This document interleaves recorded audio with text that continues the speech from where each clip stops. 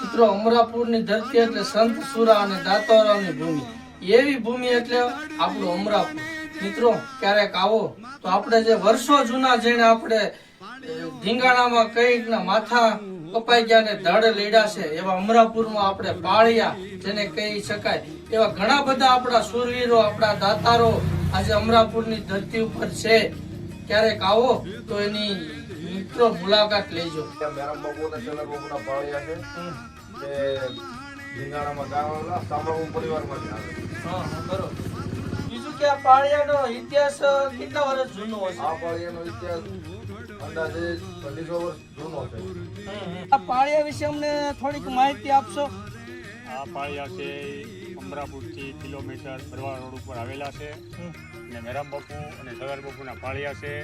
ચામડા બાપુ પરિવારમાંથી આવે છે અને શ્રદ્ધાપૂર્વક કોઈ પણ જ્ઞાતિ આ પાળિયાની માનતા માને છે કે બાપુ હાજરાજુ છે અને માનતા એની પરિપૂર્ણ થાય છે. ને ભાદરવી અમાસે અહીંયા લોકો પાણી રેડવા અને ચોખા દોરવા આવે છે અને શ્રદ્ધાથી પાળિયા એક ભગવાનનું રૂપ જ ગણાય છે. સરસ ભાઈ વાત કરી કે કોઈ પણ જ્ઞાતિના લોકો હોય જો આજે એની કોઈ પણ માનતા રાખે તો હજરા હજુર છે.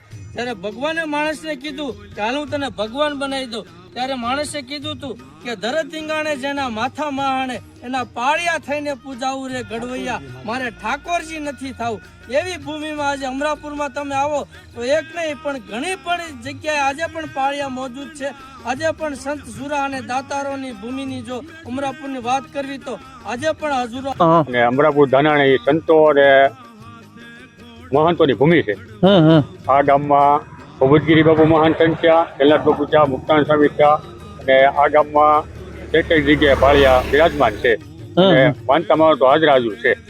સરસ ભાઈ વાત કરી કે અમરાપુરમાં એક નહીં પણ અનેક જેને કહી શકાય કે પાળિયા આજે પણ મોજૂદ છે.